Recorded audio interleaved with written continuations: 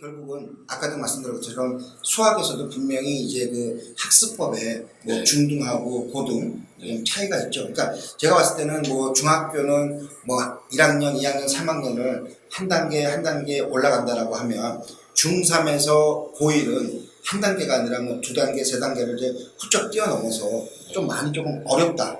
그리고 또 애들이 이제 좀 중학교 때랑은 좀 많이 좀 차이가 난다. 그런 얘기들을 하는데 어떤 뭐 좀 학습의 차이가 좀 그게 큰가요?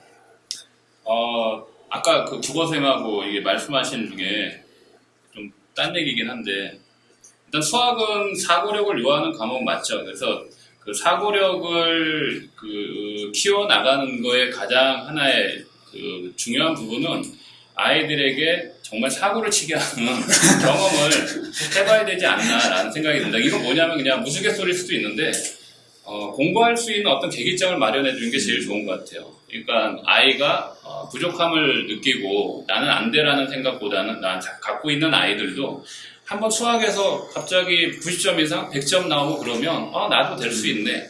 이런 어떤 계기점? 이게 하나의 어떤 사고 능력을 키우는 부분의 일환이 되지 않을까라는 그냥 딴소리였고요.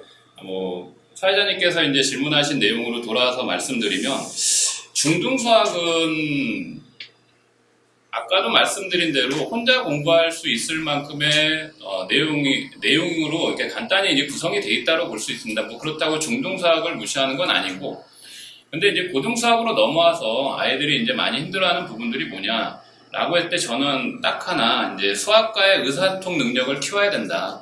그러면 의사소통 능력이라고 하는 것은 수학의 내용에서 설명하고자 하는 부분 또는 문제에서 얘기하는 부분, 이런 부분들에 대한 해석이 일단 우선적으로 돼야만 내가 어떻게 접근해야겠다라는 부분이 생각이 들 수 있겠죠.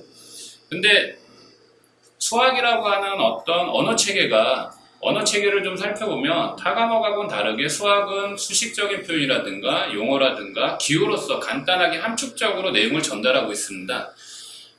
영어 지문 해석을 하려면 단어를 많이 알아야지 지문 해석이 원활히 좀 해석이 되듯이 수학도 수학만이 갖고 있는 용어, 수식, 기호 이 부분에 대한 정확한 파악이 우선적으로 됐을 때 수학에 대한 어떤 접근성이 용이해지고 하는데 중학교 수학에서는 이런 용어, 수식, 기호들이 그렇게 많지는 않습니다. 그래서 혼자 공부하면서 혼자 터득할 수 있을 만한 양적인 부분이 되기 때문에 그런데 이게 고등학교 올라와서는 너무 갭이 커요.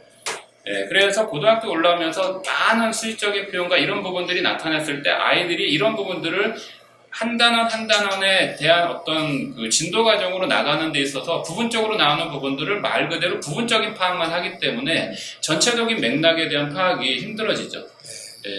그래서 이런 부분들의 연결고리를 찾으려면 반드시 영어의 단어를 외우듯이 수학에서 요구하는 수식, 용어, 기호는 정확하게 이해하고 기억을 해둬야 된다라고 말씀드릴 수 있을 것 같습니다. 그러니까 어쨌든 아까 말씀하신 뭐 의사소통 능력이 필요하다. 그렇죠. 결국은 이제 그 문제를 내는 출제자의 의도를 맞습니다. 얼마만큼 이제 정확하게 파악할 수 있느냐. 덧붙여서 말씀드리면 여느 이제 선생님들께서 다들 말씀하시죠. 문제를 정확하게 풀고 고득점을 받기 위해서는 출제자의 의도 파악이 우선적으로 중요하다. 출제자의 의도 파악이라고 하는 건 본인이 직접 문제를 냈을 때 그 구성도를 말을 하는 것 같은데 일단 모든 수학 문제에는 그 문제 속에 해답이 있고 조건이 있습니다. 그러면 그 수학에서 얘기하는 부분들을 다른 과목하고는 다르게 긴 문장식으로 이렇게 설명을 해 나가고 있는 게 아니라 함축적인 의미를 담고 있는 말씀드린 게 똑같이 내용인데 뭐 수식이라 이런 표현으로 간단하게 제시되는 이 부분들을 파악을 하지 못하면 당연히 문제에 대한 접근은 안 되겠죠. 네. 그럼 이제 아까 선생님이 말씀하신 것처럼 이제 선생님도 이제 우리 아이들을 위해서 뭐 시험 문제도 출제하고 여러 가지를 할 텐데 근데 이제 결국은 이제 문제를 내는데 아까 이제 좀 뭐 출제자의 의도를 파악해라. 근데 선생님이 낸 문제를 우리 아이들이 파악을 못할 수도 있잖아. 그럴 때는 어떻게 아니 파악을 못하죠. 그럼 뭐 먼저 어떻게 됩니까? 일단은 문제가 긴 문장은 아이들이 손을 못 대는 경우가 많습니다. 그거는 왜 그러냐면 뭐 문장이 이제 문제가 길게 되면 여느 아이들은 윗문장을 읽다가 뒷문장을 읽으면 앞문장을 까먹고요. 다시 또 윗문장 다시 살펴보면 뒤에 문장을 또 까먹습니다. 그래서 이건 뭐 하나의 단편적인 요령인데 일단은 문제가 무엇을 물어보는지 마지막 문장에 대한 부분을 먼저 확인 후에 거기에 따른 절차로 앞문장부터 하나하나의 제시한 조건들을 파악해 나가는 연습.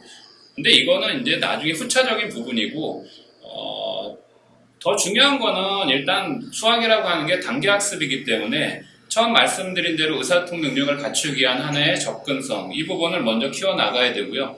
그 다음에 곧 수학이라고 하는 건 영어하고는 다르게 딱 고등학교 수학까지의 과정으로 끝나잖아요.